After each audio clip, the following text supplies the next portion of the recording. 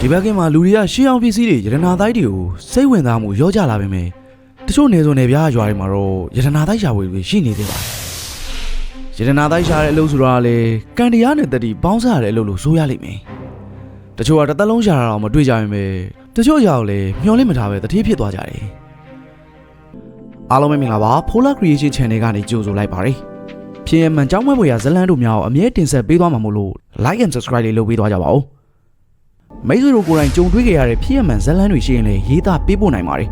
ကျွန်တော်အကောင်းဆုံးပြန်လဲပုံဖော်တင်ဆက်ပေးသွားမှာဖြစ်ပါတယ်ဒီရွာမှာကိုစိုးနိုင်နဲ့ကိုအောင်သူဆိုတဲ့တငယ်ချင်းတွေရောက်ရှိပါတယ်သူတို့ကရွာထဲမှာအလုပ်ချမ်းလုပ်ရပေမဲ့စိတ်ကူးရဲ့အိမ်မက်ကတော့ကြီးလာပါတယ်တနေ့ကျရင်ရွှေဝိုးကြီးတွေ့ပြီးတထေးပြရမယ်ဆိုတဲ့အတွေးမျိုးဟာသူတို့မှာအမြဲရှိနေပါတယ်ဒါကြောင့်ပဲသူတို့ကအားလက်ချိန်နေဆိုရွာအနီးနားမှာရှိတဲ့ဂူတွေရှေးအောင်စီတွေနားကိုသွားပြီးတခုခုတွေးမလားဆိုပြီးရှာဖွေတတ်ကြပါတယ်ရွာသားတွေကတော့သူတို့ကိုရွှေအိုးကြီးစိုးနိုင်တို့ဖွဲဆိုပြီးနောက်ပြောင်ခေါ်ကြလေရှိပါတယ်တနေ့နေကင်းမတ်မှာကိုစိုးနိုင်ဖုန်းကြီးကျောင်းကရှေးအောင်ပိစာတွေကိုလှန်လောဖမ်းရင်းကနေထူးဆန်းတဲ့မြေပုံတစ်ခုကိုတွေးလိုက်ရပါတယ်အဲဒီမြေပုံကရွာနဲ့မိုင်20လောက်ဝေးတဲ့ကြားချောင်းဆိုတဲ့တောနက်ထဲကနေရာတစ်ခုကိုညွှန်ပြနေပါတယ်စာထဲမှာရေးထားတာကတော့ရှေးခေတ်တပုံတွေလူရထားတဲ့ရွှေငွေတွေကိုအဲဒီနေရာကူထဲမှာဝှက်ထားခဲ့တယ်ဆိုတဲ့အကြောင်းပါပဲဒီစာအောင်မြင်တော့ကိုစိုးနိုင်ရဲ့မျက်လုံးအယောင်တွေတောက်သွားပြီးချက်ချင်းပဲကိုအောင်သူစီကိုပြေးသွားခဲ့ပါတယ်ကိုအောင်သူကတော့အစားပိုင်းမှာတန်တရားရှိနေခဲ့ပါတယ်ဟေးအောင်စိုးနိုင်ကြားချောင်းဆိုတာနာမည်ကြားအောင်နဲ့ကြက်တိထစရာကောင်းတဲ့နေရာကွာ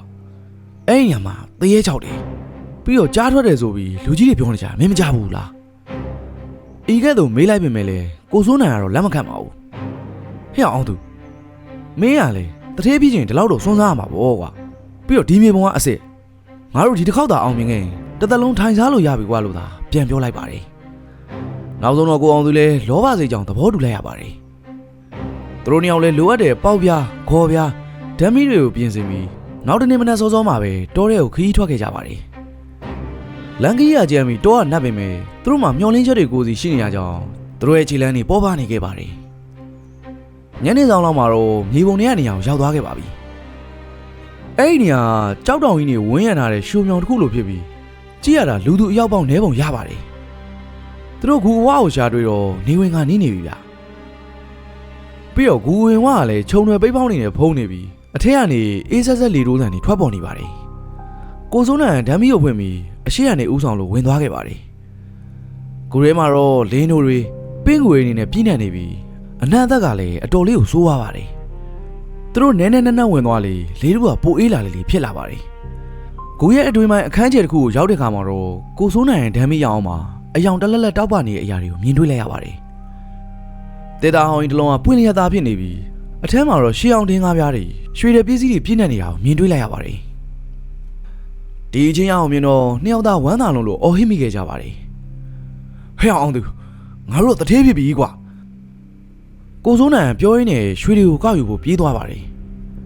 ဒါပေမဲ့သူတို့ရွှေတွေကိုလက်နဲ့ထိလိုက်တာနဲ့တပြိုင်နက်ဂူထဲကနေဝေါ်နဲ့ဆိုတဲ့လေပြင်းထိုက်ကတန်ကြီးထွက်ပေါ်လာခဲ့ပါတယ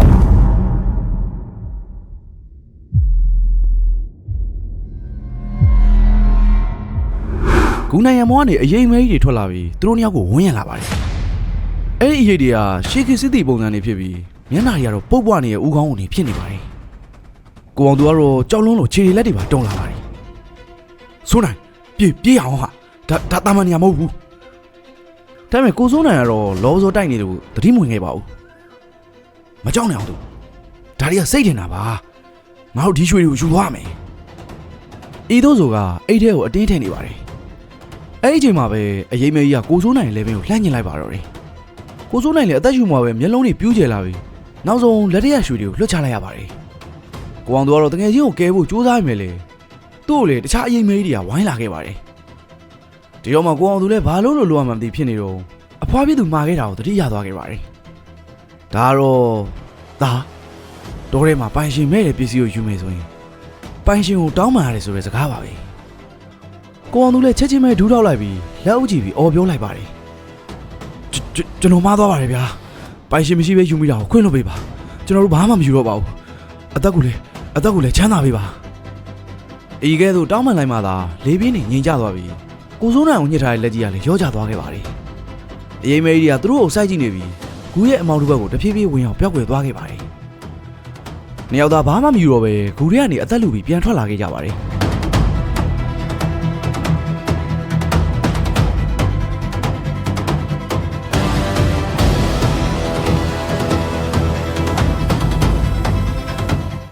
တော်ရဲမှာတော့အမောင်တို့ကကြားအောင်နေပြီဖြစ်လို့နောက်လည်းမကြည့်ပဲရွာဘက်ကသာတောက်လျှောက်ပြေးခဲ့ကြပါတယ်သူတို့ရွာကိုပြန်ရောက်တော့မိုးလင်းကနီးနေပါပြီနှစ်ယောက်စလုံးလည်းအဝတ်စားတွေစုပ်ရဲနေပြီဒဏ်ရာတွေကလည်းဘရောပွားဖြစ်နေရကြအောင်ရွာသားကြီးလည်းဝိုင်းဝန်းမင်းမြန်းခဲ့ကြပါတယ်သူတို့ရဲ့အတွေ့အကြုံအဖြစ်အပျက်တွေကိုပြန်ပြောတော့ရွာလူကြီးတွေလည်းအခါခါခေါင်းခါကြပါတယ်မင်းတို့ကံကောင်းလို့အသက်ဘေးကလွတ်ခဲ့ကြတာအဲ့ဒီကြားချောင်းကူဆိုတာရှေးကလေးကကျိန်စာသိနေတဲ့နေရာဒီနေရာပစ္စည်းကိုယူရတဲ့သူတိုင်းအသက်မရှင်မနဲ့ပြန်လာလို့မရဘူးကွာကိုစိုးနိုင်နဲ့ကိုအောင်သူတို့လည်းအဲ့ဒီနေရာစားပြီးရတနာတိုက်ရှာရဲ့လို့ကိုလုံးဝဆုံးလွတ်ခဲ့ပါတော့တယ်သူတို့တီးလိုက်တာကတော့လောဘစိတ်ဆိုတာအသက်အန္တရာယ်ကိုဖိတ်ခေါ်နေတဲ့အရာဖြစ်ပြီးသူတို့ဘာရဲ့ပစ္စည်းကိုမတရားလိုချင်လဲဘေးဆိုးရင်လည်းကြုံတွေ့ရတတ်တယ်ဆိုတာပါပဲအဖြစ်ပြက်လေးရတော့ဒီလောက်ပါပဲဗီဒီယိုလေးကိုအဆုံးထိလိုက်ပါကြည့်ရှုပေးကြရတဲ့တူတယောက်ချင်းစီတိုင်းကိုအထူးပဲကျေးဇူးတင်ရှိပါတယ်နောက်ထပ်ဖြစ်ရမှန်ဇလံကောင်းနေနဲ့တူကျွန်တော်ပြန်လည်ဆုံတွေ့ကြမယ်နော်အားလုံးကျေးဇူးတင်ပါတယ်ဗျာ